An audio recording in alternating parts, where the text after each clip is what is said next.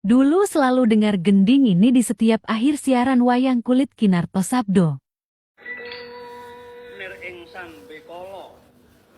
Bratasena ayo padha sesanti pisan mertika tetep mertika niring sambekala ana wining sesanti Surasudira jayani kang rat syuh brasta tekaping olah Darmastuti sapa kang bibityala ing kono wahyune sirna